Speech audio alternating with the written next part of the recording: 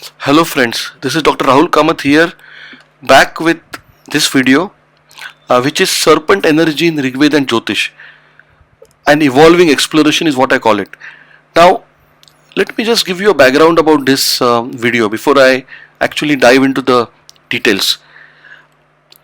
I have been studying Jyotish over the last several years now, and particularly while studying the nakshatras, one obviously realizes that there are nakshatra deities which are essentially Vedic deities. So when we read about nakshatra deities and when we go a little deeper, you realize that they are connected with a whole pantheon of Vedic deities. So if you look at 27 nakshatras or 28 including Abhijit, we only look at 27 or 28 deities. But in the Rigveda there is mention of more than 100 deities, and there is a lot of description of these deities, in particularly in a text called Naiguntaka.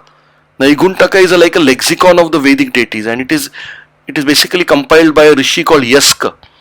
So therefore I thought, and when I was reading about Sarpa finds a mention in the Rigvedas also. So therefore when I was reading about Sarpa and also studying Jyotish, I came across certain connections or certain thought processes which I would like to share with you here, and hence this video. Okay, so with this we shall proceed. This disclaimer is important. I am entirely responsible for the content of this video, and this being a topic of such complexity that I am grateful to Jyotish for allowing me to do this work, and I also make some advance apologies in case I have made any mistakes in my interpretations. Okay, so with this, let's begin. Now, this slide is going to be very important because it will be there in front of you for a long time, at least for the next 10-15 minutes at least.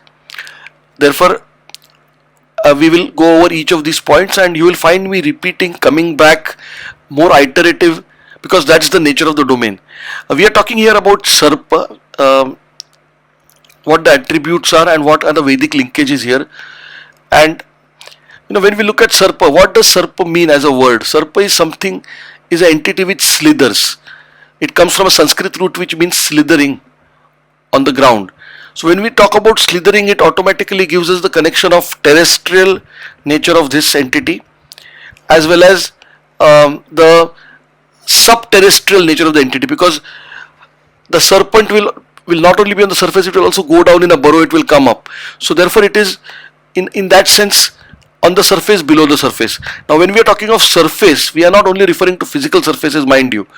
As with everything else, this is esoteric knowledge, so we are also referring to surface as in above the surface of the mind, something that is conscious, something that is slightly below the surface of the mind, that is subconscious. So we are referring to these kind of energies here. And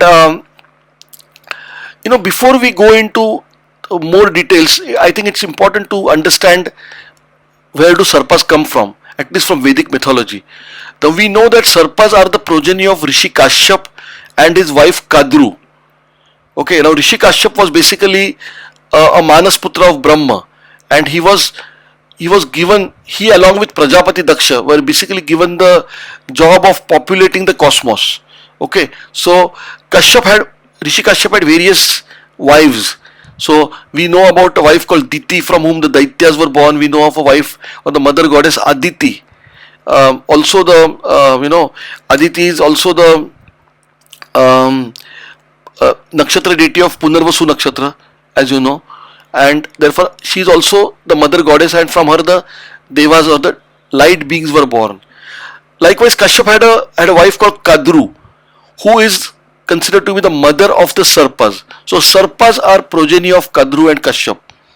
And Kashyap had another wife called Vinita, whose child or whose progeny was Garuda. And there was basically a lot of acrimony between Kadru and Vinita. So therefore we find traditionally Garuda and Sarpa, they are in a way they have a kind of a love-hate relationship with each other, because if you notice, Garuda is also the vehicle of Vishnu, and you will find that Sarpa finds a lot of significance in Vaishnavism or in Vishnu worship, because Vishnu is basically sleeping on the Sheshanag. okay, which is again a serpent. So therefore you find this connection um, of mythology here. Now I am going to be talking about, certainly as the topic says, about Sarpa energy in Jyotish. So I would like to make a brief mention here of Gandantas and Sarpa, and I am going to be coming to this much more in detail later. So please bear with me. Now typically there are three Gandantas as we know in Jyotish. Now each of these Gandantas are basically some kind of a beginning point or an end point. So if you look at the Vedic, if you look at the entire story of the nakshatras, right from Ashwini to Revati, or earlier they used to study it from Kritika to Bharani, because the nakshatra lineage would first begin from the sun and then would come back to finally to um, Venus. Okay, but in any case, if you study the nakshatra cycle, it is a story of the universe in a way. So there are different versions of what the nakshatras represent. So there are stories about the nakshatras, but it also represents something like the Big Bang theory. Like how the universe was formed. So very briefly, if you see that, like Revati, for example, would be the spring season. That is the culmination of the whole nakshatra cycle, and then comes something like Ashwini, which basically again starts with Ketu and Ashwini Kumar, so healing, quick nakshatra, that sort of a thing. Then you have the whole process of Bharani, which is the womb. Then Kritika, which is Kartikeya, so the war of Kartikeya and Tarakasur. And then you have a period of peace in the universe wherein you have Rohini nakshatra, where the moon is enjoying with Rohini, and then you have, of course, you have Prajapati lusting for one of his own daughters, and therefore you have Mruga nakshatra coming into picture. So then there is a bit of a turmoil in the universe, and then Prajapati himself has gone astray, and then comes Rudra with his arrow and he shoots Mruga, and then the head is decapitated, and then so you have therefore the Ardra nakshatra, and then you have a reset, a new beginning, once more, which is Punarvasu. Okay, and then where the Devas come into picture, because Aditi is the nakshatra deity, and then you have Pushya. Pushya is where basically you have Jupiter or Brihaspati saying that let there be peace and it's auspicious nakshatra, but then all is not well, because then you have Ashlesha with Sarpa. Okay, so Sarpa energy comes up again. So this is one sort of a cycle, for example. So likewise you have the second cycle starting from Magha, which nakshatra deity Pitris, right up to Jyeshta being nakshatra devata Indra. And I am going to tell you something, that there was a war happening which happened at that point, and in fact there was a Sarpa there earlier at that Gandanta, which is what I have been discovering from my studies, which was Vritra, and so therefore we will be talking about that in detail. And then of course you have so that was the large war, that was the war between the Asuras and the Devas. We'll speak about that, and the Indra Vritra story again, and then therefore after that begins the third cycle, because with Mula nakshatra represents the black hole actually. Even in astronomy, 6 degrees of Sagittarius, which is the central point of Mool nakshatra, is a black hole called Alpha or Beta Sagittarii in astronomy as well. So it's a real black hole. So the black hole would be like a complete destruction, a complete tabahi of sorts after the war, and then the new cycle begins, which ends with Pushan. Now what happened to that Gandanta? Because you have Revati and Ashwini, and you have Pushan, which is a very positive Aditya sitting there as a Vedic deity of Revati, and then you have of course Ashwini Kumars as the deity of Ashwini. But important to note is just one nakshatra before that is a nakshatra called Uttara Bhadrapada, and then the deity is Ahir Budnya. So what happened to Ahir Budnya? Probably Ahir Budnya was also initially located at the Gandanta, and then it moved. What happened? So we'll be speaking of that. So therefore there is a story. The Gandantas and the Sarpa energy has a story which is sort of well documented, or at least well indicated in Rigvedic literature. Okay. Now, as I said, Sarpas have a dominion over earth and water in a way. So they are terrestrial, above the surface, below the surface. You notice that the Sarpa Dreshkanas are also in Cancer, Scorpio and Pisces. I mean, you are aware that the second and the third Dreshkan of Cancer is a Sarpa Dreshkan. First and second Dreshkan of Scorpio are Sarpa Dreshkans, and the third Dreshkan of Pisces is a Sarpa Dreshkan. Now, why these are so, we will not get into that, because that's not really the focus of today's topic. The point is that that obviously we realize that there is a connection of the watery sign with Sarpa, and of course earth, as we said, it slithers over earth. But when we talk of waters in the larger Rigvedic perspective, we discuss cosmic waters. So we talk about cosmic waters. We talk about Varuna as lord of the cosmic waters. So waters do not necessarily mean aquatic waters or waters as in H2O. Waters could actually mean Akash Ganga also. Like the Milky Way is called Akash Ganga, or galaxy is called Akash Ganga. So in a sense, the nature of Vedic literature, the nature of Jyotish, the nature of these Vedangas are very esoteric and very holistic. They are multidimensional in meaning essentially. So we have to be a bit broad-minded in terms of understanding what they really mean. Now, as I said, there is an inherent maleficity in Sarpa. So these have been described as malefic entities in the Vedas. There is a maleficity. They have been born that way. So, whether it is Takshak in the Mahabharata, who actually was trying to kill the Pandavas, okay, or for that matter, Vritra, we are going to talk about Vritra. So there is a lot of maleficity in Sarpas, but you realize that there is a transformation which is sitting there, because they are after all sons of Kashyap Rishi. Okay, so they are actually Rishi, progeny of Rishi. So they have a divine connection. They are almost divine, semi-divine beings like Gandharvas. So there is a beneficity which is hidden inside them, which needs to be revealed. And we find that a lot of this beneficity has been revealed, in terms of how Sarpa energies evolves further. Okay, now let us talk a little bit about this Indra Vritra Abhijit narrative. In fact, there is a separate slide for this, so I will probably talk about it in detail there. But just remember one thing, that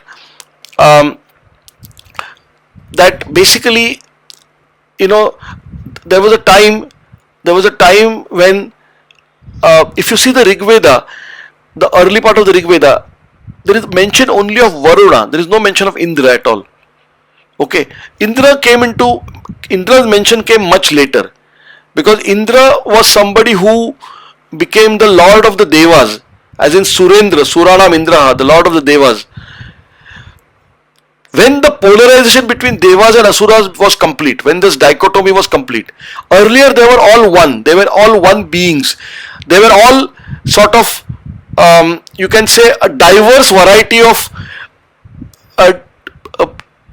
divinity products. All of them mostly have been, their father was the same Rishi Kashyap. Okay, but then when there was a war, when there was this the churning of the oceans, okay, and when basically the whole story of Rahu and Ketu and Vishnu in the form of Mohini coming there, and the tug of war between the Devas on one side and the Asuras on one side, all that, and the Meru Parvat in between, and the rope for the tug of war was the Sarpa Vasuki, incidentally. Okay, so you realized when that happened, after that Indra became prominent, and what happened when Indra became prominent is what we will be studying in the next slide. Okay, so hold your horses here. Now, as I said, the 27 or the 28 nakshatras are the story of consciousness itself. You can look at it like the story of Genesis within and the story of Genesis without. Genesis You know, in Rigveda there is a Purusha Sukta which talks about Genesis. We have the sort of Big Bang theory in modern physics, which talks about, when there was nothing, that basically there was a black hole, and then from there was born, there was an egg which broke, and then uh, it's still expanding universe. So one can look at the story, the external story of the universe, and look at the 27 nakshatras, and you can kind of get a sense of the story. Okay. Or you can also look at it within. This is how human beings will evolve, incidentally. So your nakshatra also shows your level of evolution. What are you about? What is your karmic lesson in this lifetime? What kind of if you are born with a Jyeshta nakshatra, you are dealing with certain things. You are very powerful, but you are dealing with certain issues of power. You are dealing with basically how to reconcile power and compassion, things like that. So and you have a certain vicious streak in you, for example. So you can't escape that kind of a thing, or else somebody is born in say Shatabhishak in Aquarius. He would have a certain typical kind of a streak within him. So we can't escape that. So we have to study the nakshatras from that perspective. Now, before we go further, please understand that Varuna was the Adya Devata of the Rigveda. Varuna has been mentioned as Varuna Mitra in the Rigveda. So Varuna has been called the Lord of the waters, the Lord of the sky, Lord of the heavens, and Lord of the earth also. So he was at one time he was like the overlord. You can call him the Thanos of the universe, the Thanos of the Nakshatra Mandala. Okay. Now specifically Varuna is the Nakshatra deity of Shatabhishak, which is basically 100 physicians to the gods, or 100 healers of the gods. Okay. So it's a very powerful you can say deity.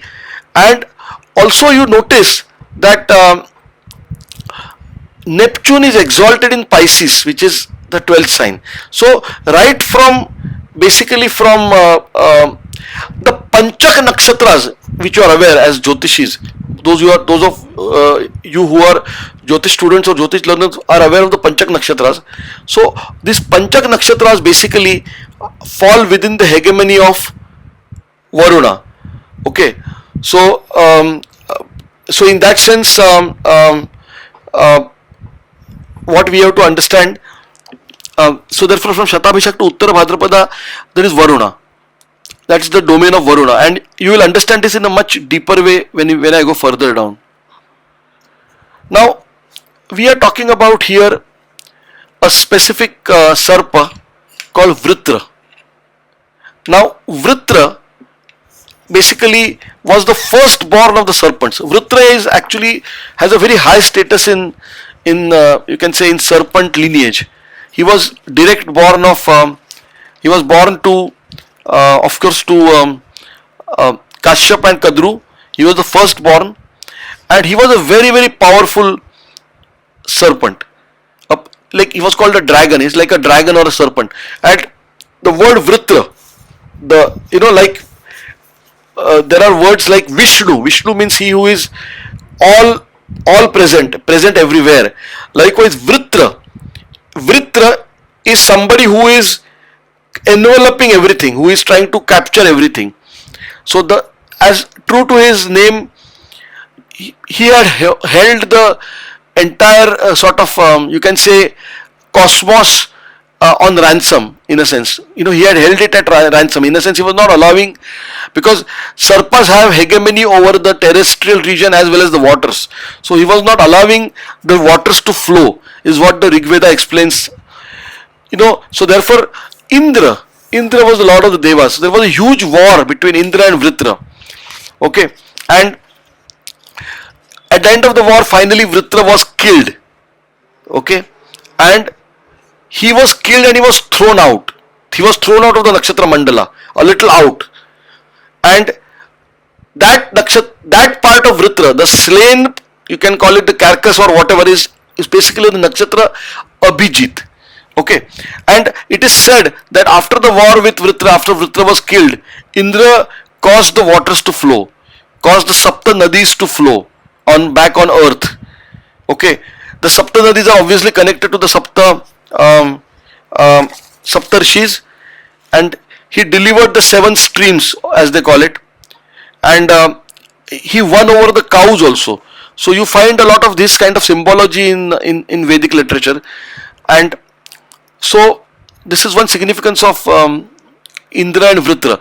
Now, typically, the whole narrative of the Vedas changed after Vritra was killed and Indra, because after that the whole Vedic Rigveda is full of references to Indra. So Indra, you have hundreds of references, but all happening at a certain time. Now, remember, Indra is the nakshatra devata of Jyeshtha. Okay, and you have the next nakshatra, which is Moola. Nakshatra devata being Nirti. Nirti is the black Kali, the destructive form of Kali. So obviously this was a huge war. It was like a war for the universe, and after the war there was a huge gap. There was like a black hole. Although Vritra was defeated, but it costed the Vedas, it costed the Devas also. Now it is said that Indra was supported in this endeavor to kill Vritra by the goddess Saraswati. Goddess Saraswati is the consort of Lord Brahma. So therefore the Vedas mention Indra as Vritrahan, he who killed Vritra, and Saraswati as Vritragni, okay, who was involved in destroying Vritra. Now, one interesting fact I want to give you. It is said often that how old are the Veda? What is the Vedic period? So today, generally, we know or we accept, at least in Jyotish literature, that the Vedic period starts from 30,000 BC, early Vedic period, up to the late Vedic period, let's say around 5-6,000 BC. Okay, which was around the time when the Mahabharata happened, and when basically the Rishi Parashar and subsequently his firstborn Rishi Vyasa, they also contributed to Jyotish that time. Now, the point is that when did this happen? When did the Vedas start mentioning about Vritra being killed? And Abhijit, when did the Abhijit Nakshatra come into existence in that sense, in terms of the Vedic timeline? So we have a very interesting timing we can do using Ayanaush.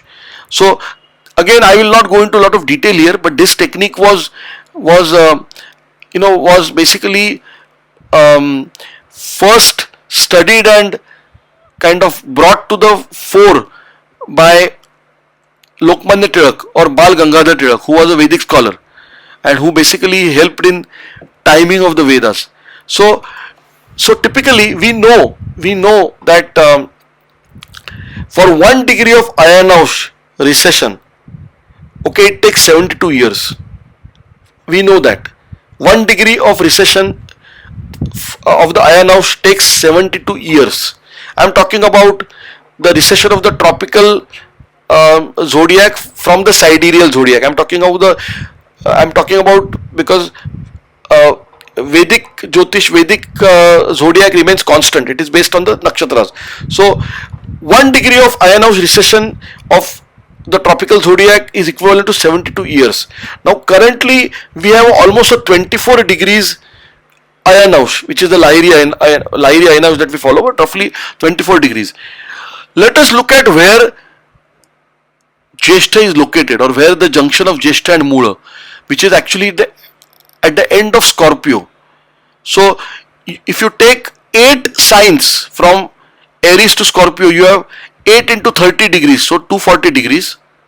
And if you take 24 degrees, which is the current Ayanaush, the sun is at almost 6 degrees Pisces right now.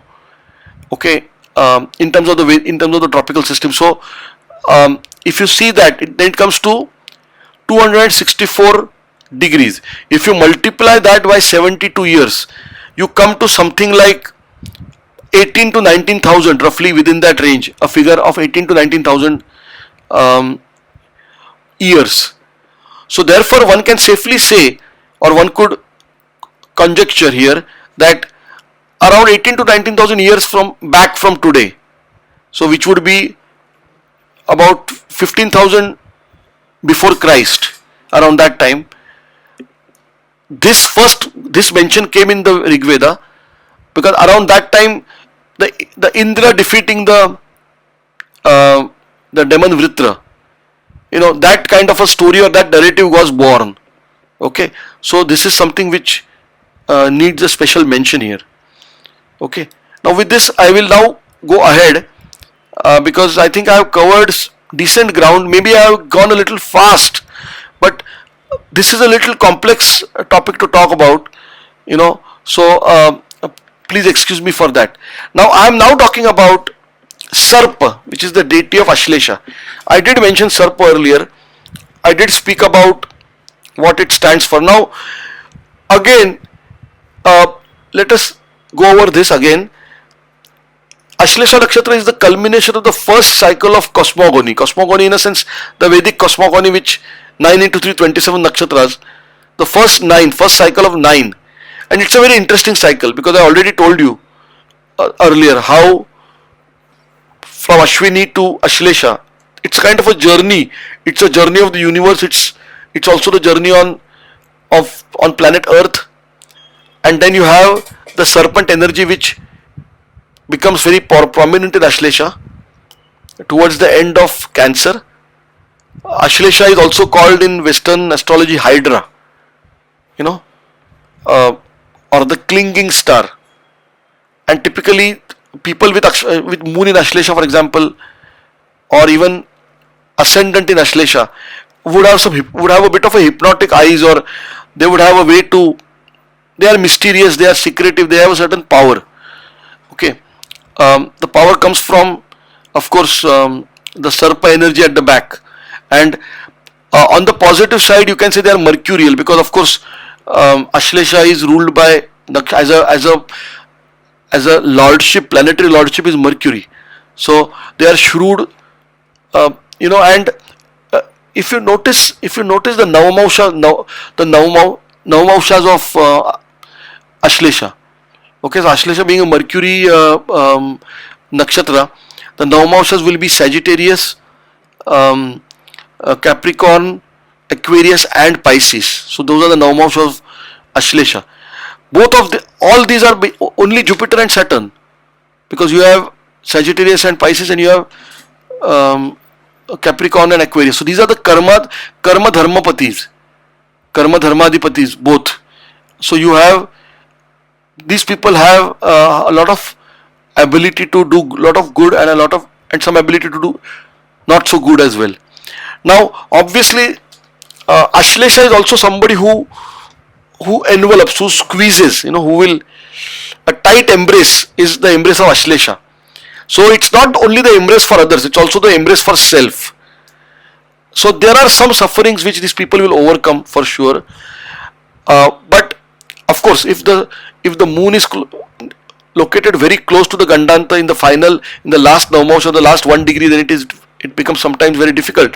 But in general, the next nakshatra is Magha, and the deity is Pitris, which are the ancestors. So therefore the sufferings of Sarpa, deity of Ashlesha, can be mitigated by the blessings of Pitris. So I think that's the lesson here, that's the cosmic lesson here, that we have to satiate the different entities, the different Vedic deities, which are real entities, which need to be satiated or satisfied or propitiated.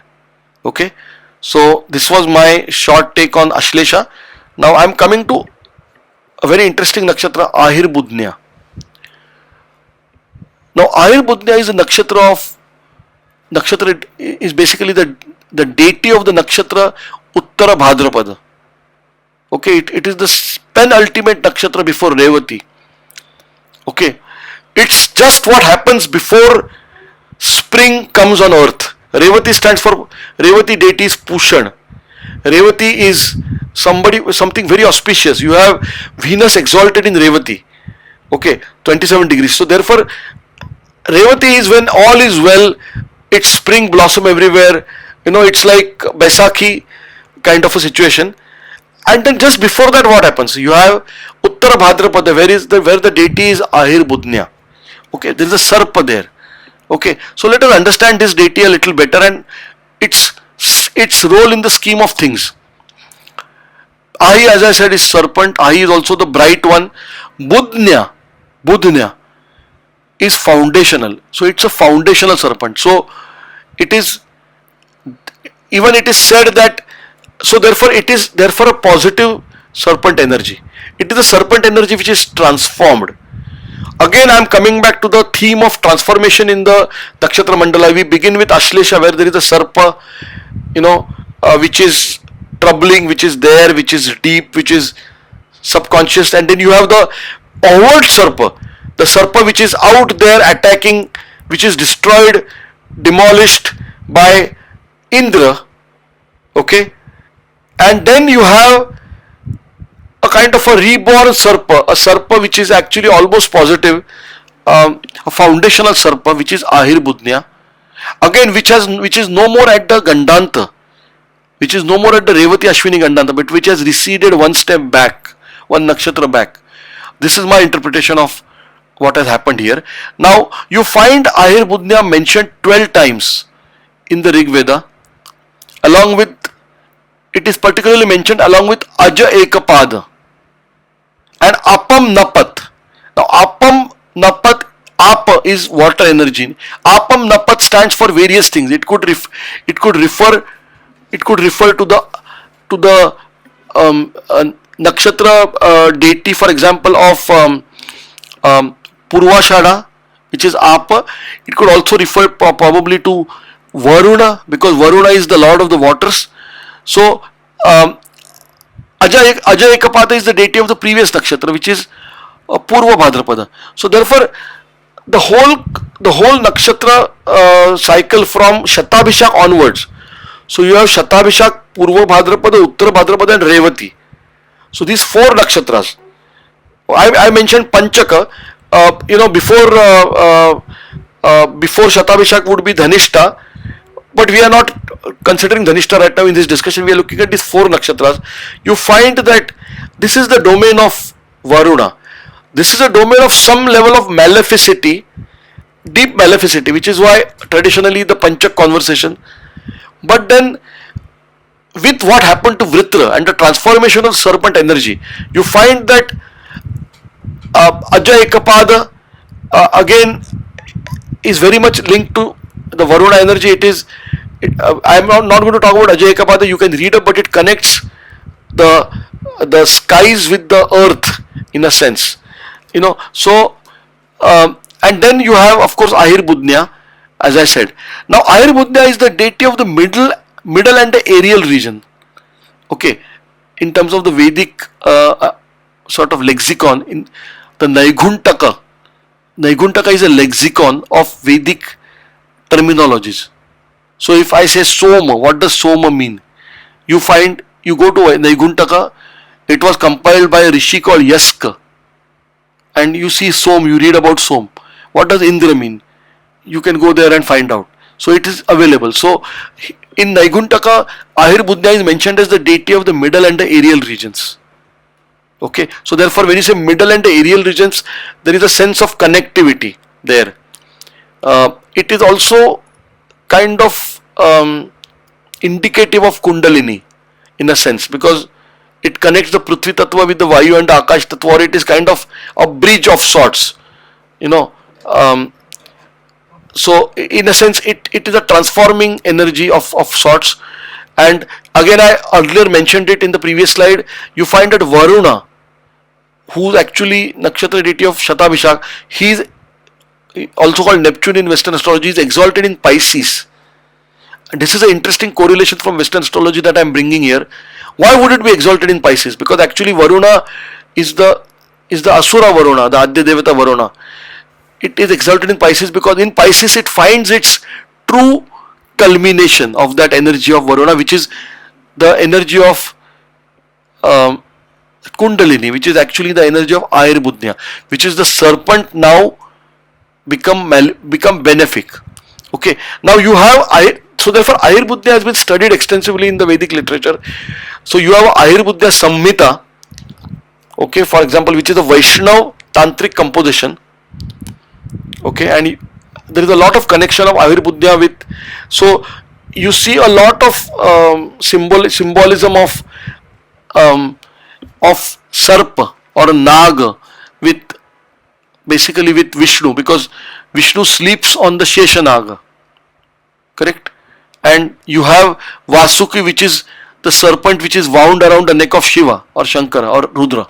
So Rudra again represents Vayu Tattva essentially. Okay, Vayu and Agni Tattva. Okay, in terms of the Tattva, Rudra is also a Vedic deity. It's a minor Vedic deity, but it is important in a sense. Ayurveda has also been described as one of the Rudras, for example, and you find such descriptions a lot in Vedic deities, and therefore it becomes sometimes confusing because the same deity is linked to Som, same deity is linked to Rudra, same deity is linked to Vishnu. But you have to understand that the deity is not one form. The deity is a kind of a conglomeration of energies which find resonance in different major deities. So here you find Shesha connected with Vishnu. Ananta again is the 1,000-headed Naga, again connected with Vishnu. Vasuki is with Shiva. Okay, so this has been a brief description or brief thought process about Sarpa. It's a bit of an awkward topic to talk about because sometimes you feel that there is no ground to hold on to, and therefore we have to go subterranean like Sarpa itself, and that can be sometimes quite unnerving. But thank you so much for this, and thank you for listening, and please subscribe, like and share. I have now 92 subscribers. I wish more people subscribe to this kind of work that I do. Please do write to me.